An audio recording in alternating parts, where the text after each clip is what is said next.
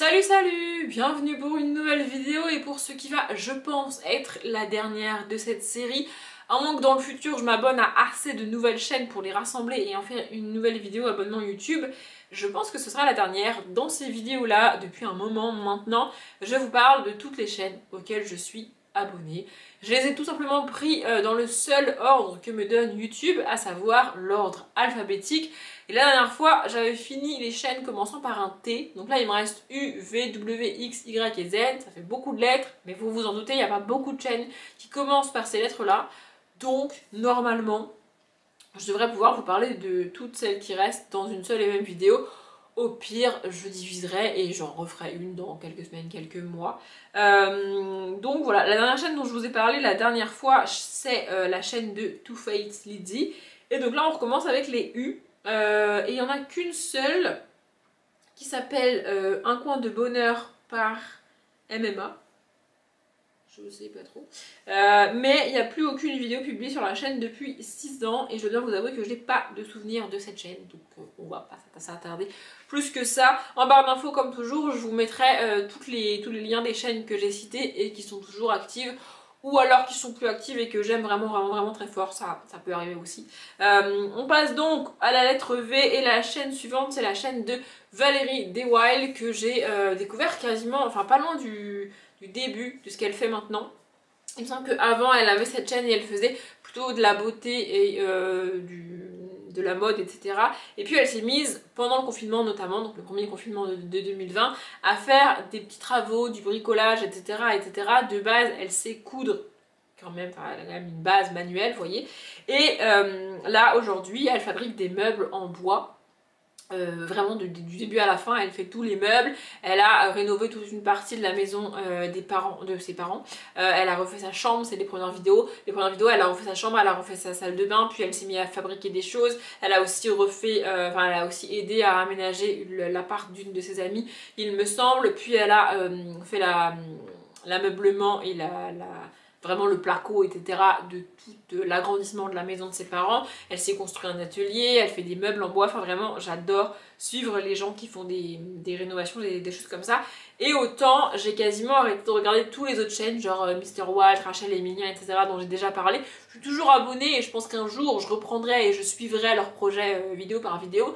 Mais là j'ai arrêté honnêtement de regarder ces vidéos là depuis un moment. Mais Valérie Deswild, je continue à regarder et j'aime bien. Voilà, les dernières vidéos, c'est fabriquer des portes en bois massif, aménager un placard sous comble, fabriquer une lampe design en bois, fabriquer du mobilier en tordant du bois, transformation incroyable de ma terrasse. Enfin, il y a des titres un petit peu putaclic, mais elle fait vraiment ce qu'il y a marqué dessus et j'aime bien regarder ses vidéos. Voilà. Ensuite on a la chaîne de Verino Classics, donc sur laquelle il republie des sketchs qu'il tourne, enfin il publie des sketchs qu'il tourne à la fin de ses spectacles exprès pour sa chaîne YouTube.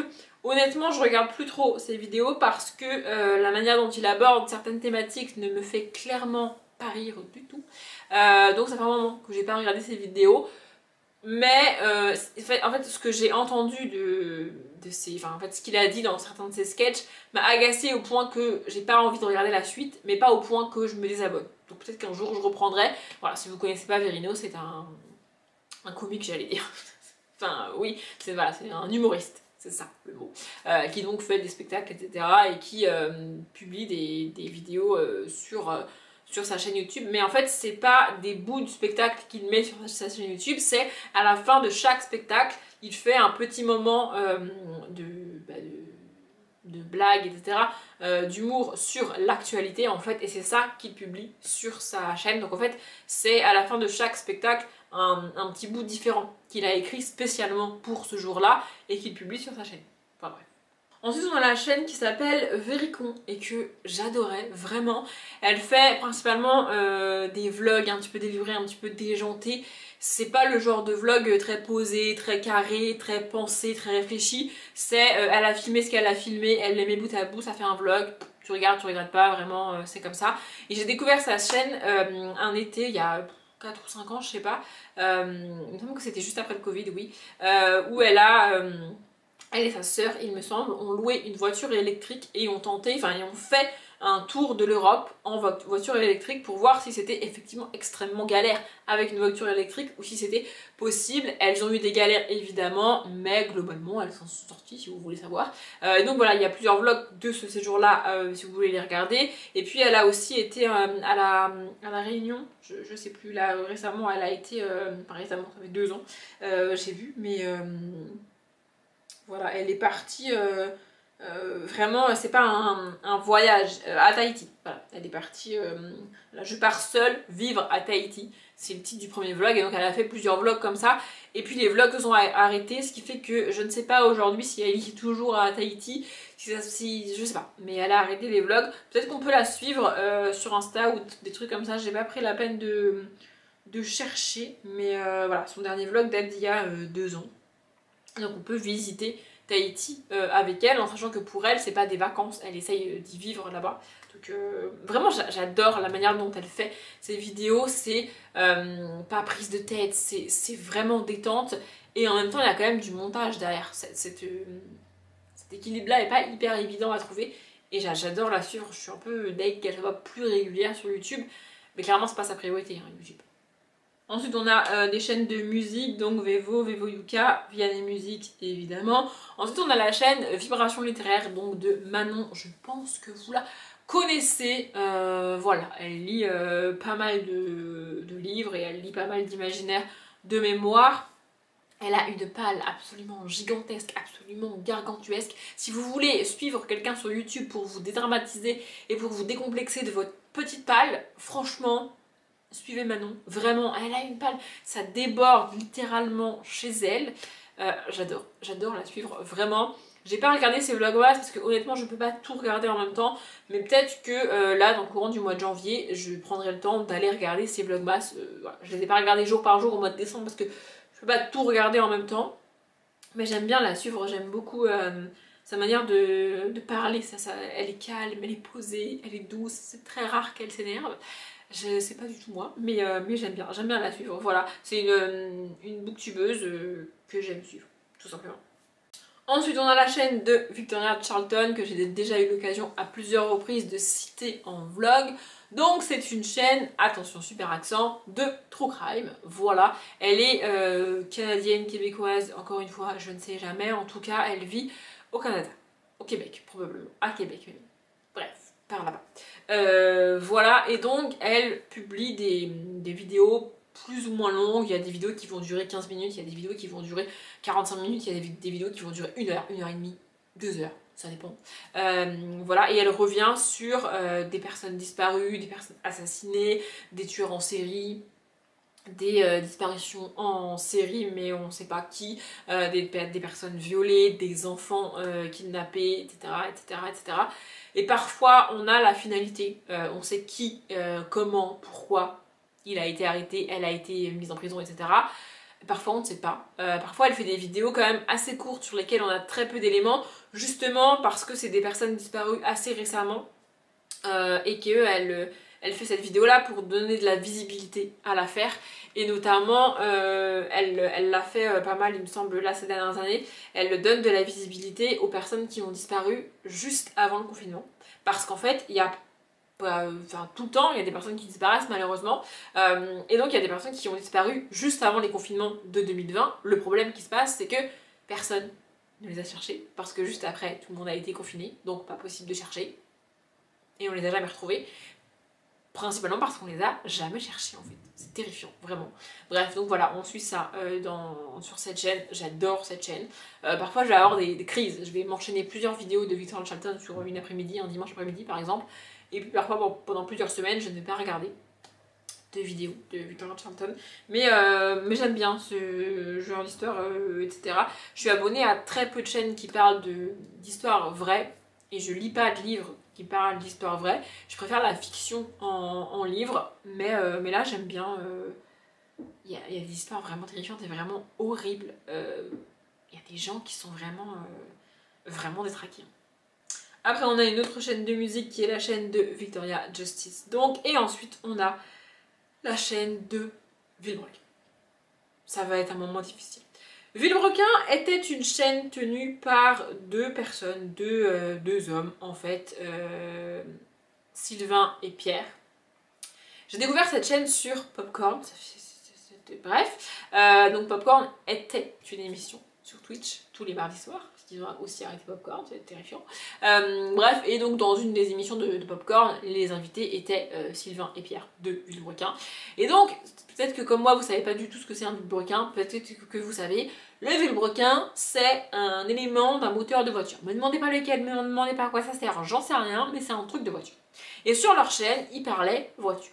Mais pas voiture en mode technique, mécanique et tout, parce que ça m'intéresse pas. Ils faisaient des tests avec les voitures.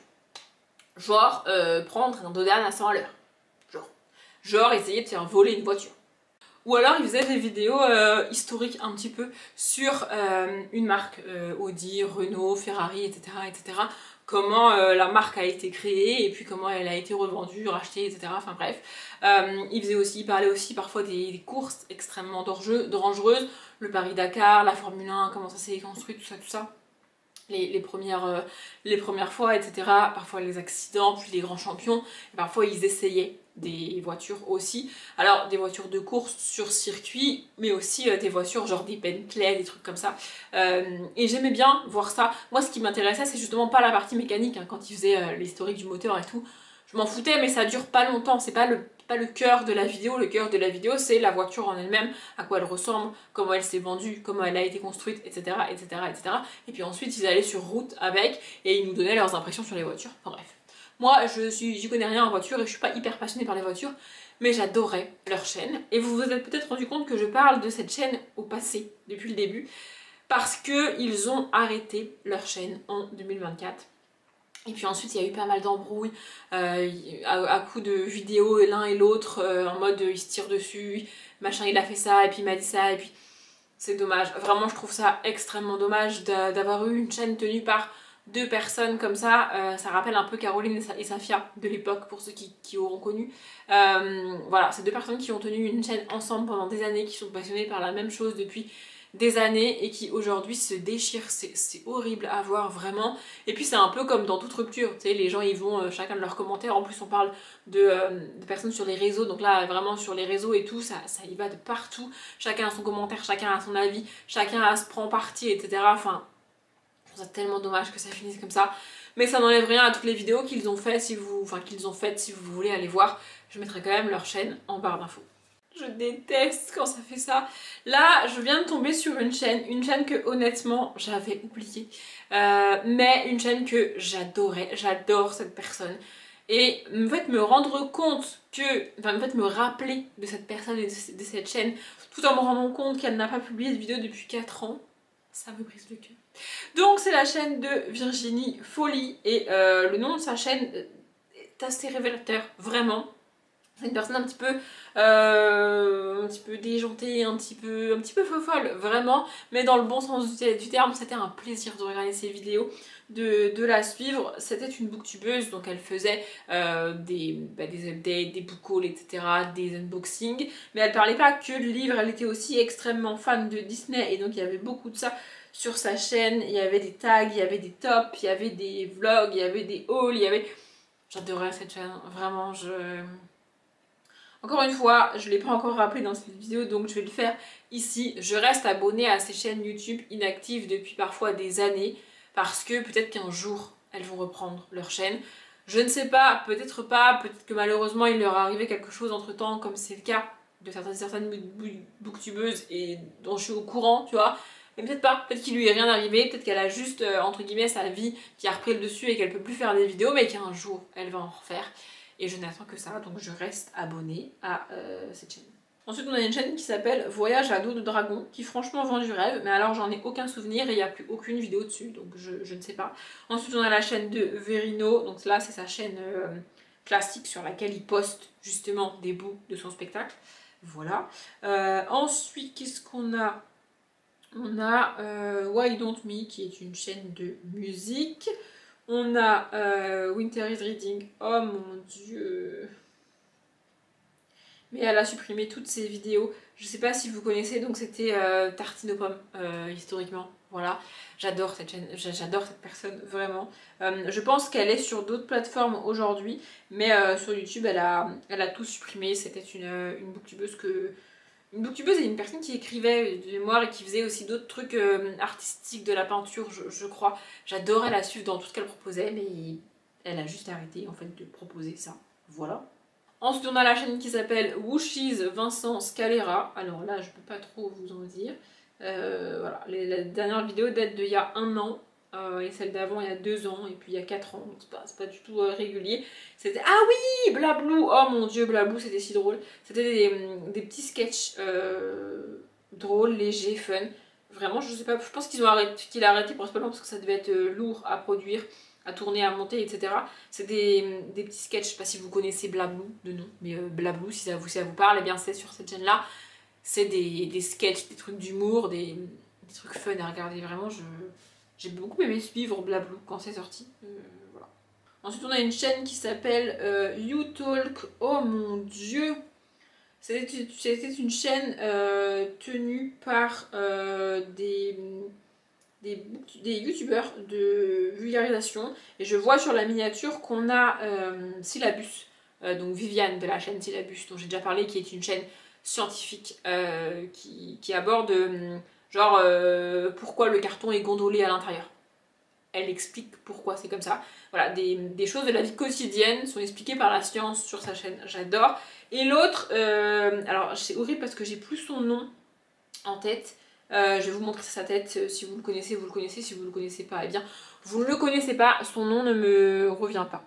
Voilà, du coup si vous le connaissez, je pense que j'ai pas besoin de vous expliquer pourquoi cette chaîne n'existe plus, enfin pourquoi il n'y a plus de vidéos postées dessus. Voilà, son nom ne me revient pas, vraiment je n'arrive pas à remettre son nom, mais écoutez, bref, apparemment c'était des discussions entre vulgarisateurs de YouTube, quoi.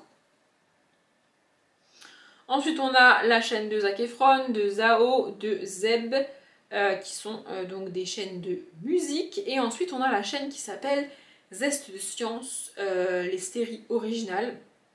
La dernière vidéo date d'il y a 6 mois. C'est une chaîne qui est pas hyper régulière mais que j'aime bien. En fait c'est un rassemblement de personnes qui font de la vulgarisation principalement scientifique sur YouTube, mais c'est pas les mêmes personnes qui font les vidéos. Il y a plusieurs personnes qui viennent sur cette chaîne. Je sais pas comment elle est tenue et comment elle est gérée, mais c'est des vulgarisateurs différents qui viennent proposer des vidéos régulièrement sur cette chaîne. Voilà. Bon là la dernière vidéo date d'il y a 6 mois malheureusement, mais voilà. La mort du camembert, va savoir. Four solaire d'Odeyo, le sport dopé par la science, les gardiens du trésor du muséum.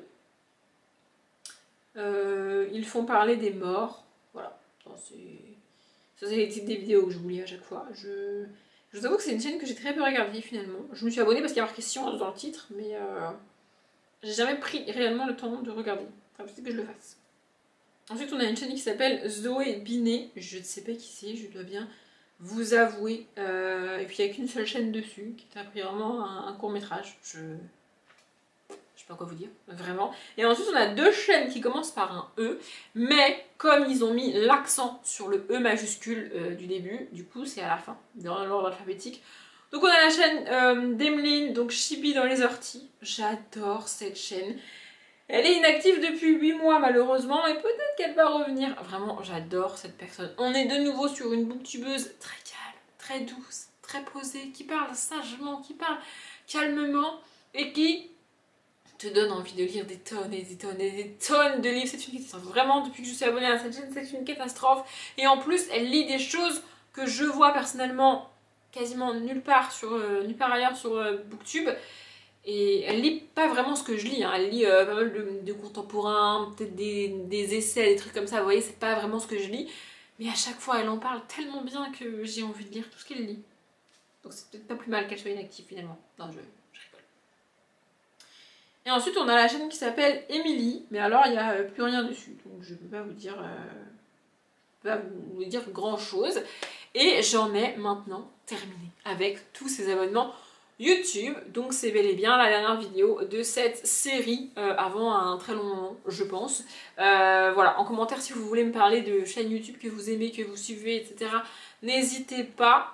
Moi je suis venue à bout de ça, je sais même pas en quelle année j'ai commencé à faire ces vidéos là pour vous parler de tous les abonnements que j'ai, mais j'ai beaucoup d'abonnements puisque là on est à la 18e vidéo de mémoire, donc ça fait quand même beaucoup. 19e, je sais plus. Mais voilà, je vais m'arrêter là. J'espère que cette dernière vidéo sur mes abonnements YouTube vous aura plu. J'espère que ça vous aura permis de découvrir de nouvelles chaînes, de nouvelles personnes géniales à suivre. Comme d'habitude, je vous souhaite une bonne journée, un bon après-midi, un bon appétit ou une bonne nuit. Et je vous dis à bientôt.